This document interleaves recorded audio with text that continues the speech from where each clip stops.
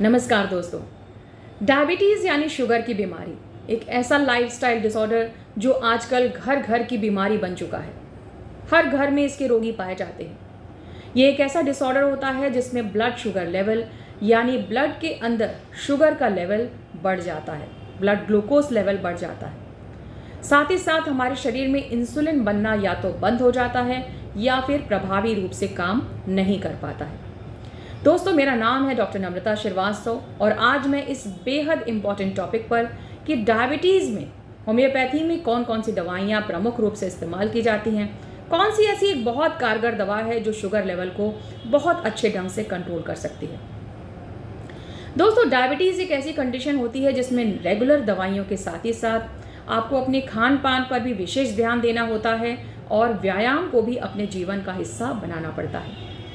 कई बार ऐसा होता है कि डायबिटीज़ में शुगर लेवल कितनी भी दवाइयाँ आप खाते रहते हैं कंट्रोल नहीं होता है और इंसुलिन लेने की नौबत आ जाती है। खास बात यह है कि अगर इंसुलिन एक बार शुरू हो जाता है तो इसके बाद दवाइयों पर लौटना काफ़ी मुश्किल हो जाता है। दोस्तों, होम्योपैथी में भी शुगर कंट्रोल करने के लिए, ब्लड ग्लूकोज लेवल को नियंत्रित करने के लिए बहुत ही कारगर दवाइयाँ उपलब्ध हैं। होम्योपैथी में खास बात यह है कि प्रॉपर केस टेकिंग के बाद ही दवा दी जाती है, यानी कि मरीज के लक्षणों को ध्यान में रखा जाता है कि कहीं ना कहीं उस रोग का कोई पॉजिटिव फैक्टर मिल जाए। जैसे मान लीजिए कि चाहे वो डायबिटीज़ ही क्यों ना हो, कई बार ऐसा होता है कि अगर किसी व्यक्ति के साथ कोई अप्रिय घटना हो जाए और वह व्यक्ति लगातार चिंताग्रस्त, तनावग्रस्त या फिर हमेशा दुखी रहने लगे तो इससे भी वो डायबिटीज़ का शिकार हो जाता है। इस तरह की बातें अगर केस टेकिंग में निकल के आती हैं या फिर उस व्यक्ति के स्वभाव के बारे में पता चलता है, वो व्यक्ति गुस्सैल है, दुखी रहता है, चिड़चिड़ा है या फिर उसे किसी चीज़ का तनाव है, इसके अलावा उसको ठंडा गर्म के प्रति उसकी संवेदनशीलता कैसी है, क्या चीज़ें उसे भोजन में पसंद हैं, क्या नापसंद है, प्यास कितनी है, भूख कितनी है, ये सारी वाइटल चीज़ें भी ध्यान में रखी जाती हैं दवा प्रिस्क्राइब करने से पहले। अगर हम प्रॉपर केस टेकिंग करते हैं और उस रोग की जड़ तक पहुंच जाते हैं तो डेफिनेटली चाहे वो कितना भी बड़ा रोग क्यों ना हो, उस रोग को जड़ से मिटाया जा सकता है। फॉर एग्जाम्पल, अगर हम इस केस में डायबिटीज़ की बात कर रहे हैं तो डायबिटीज़ से पहले एक फेज़ आता है जिसे कहा जाता है प्री डायबिटीज़। प्री डायबिटीज़ वो फेज़ होता है जहां व्यक्ति पूरी तरह डायबिटिक तो नहीं होता, लेकिन उसमें कुछ कुछ लक्षण शुगर के आने लगते हैं। इस तरह की कंडीशन में भी होम्योपैथी की जो दवाइयाँ हैं वो दी जा सकती हैं। और ख़ास बात यह है कि अगर प्री डायबिटिक फेज़ में होम्योपैथिक दवा का सेवन किया जाए तो इस कंडीशन से हम पुनः पूरी जो हमारी पहले की स्थिति थी नॉन डायबिटिक यानी डायबिटीज़ से पूरी तरीके से मुक्त हो सकते हैं। बहुत बार लोग ये प्रश्न पूछते हैं कि क्या डायबिटीज़ हो जाने पर उससे छुटकारा पाया जा सकता है या उसे पूरी तरह ठीक किया जा सकता है। दोस्तों, खास बात यह है कि डायबिटीज़ अगर पूरी तरीके से डेवलप कर गई है तो इसको ठीक करने के लिए बहुत सारे अन्य फैक्टर भी जिम्मेदार हैं। जैसे मान लीजिए कि ओबेसिटी यानी मोटापा, हार्ट से संबंधित समस्याएं, कोलेस्ट्रॉल, ब्लड प्रेशर, ये सारे एसोसिएटेड फैक्टर्स हैं कि नहीं। अगर इस तरीके का कोई एसोसिएटेड फैक्टर नहीं है, जो रिस्क फैक्टर हैं वो नहीं है, तभी डायबिटीज़ को पूरी तरीके से ठीक किया जा सकता है। लेकिन अगर साथ ही साथ ये सारे रिस्क फैक्टर चल रहे हैं और ये कंट्रोल नहीं है तो केवल डायबिटीज़ को कंट्रोल कर लेने मात्र से ही उसे ठीक नहीं कहा जाएगा, बल्कि इसकी दवाइयाँ लंबे समय तक चलेंगी और लंबे समय तक आपको परहेज भी करना पड़ सकता है। दोस्तों, अब मैं बताती हूँ आपको होम्योपैथी में इस्तेमाल की जाने वाली बहुत ही कॉमन और प्रमुख दवा की, जो कि ब्लड शुगर लेवल को बहुत ही इफेक्टिवली कंट्रोल कर सकती है।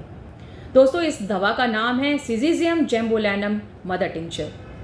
सिज़िजियम ज़ैम्बोलैनम जो है ये जामुन से तैयार होने वाली दवा है और ब्लड शुगर लेवल को बहुत ही इफेक्टिवली तेज़ी से कंट्रोल कर सकती है।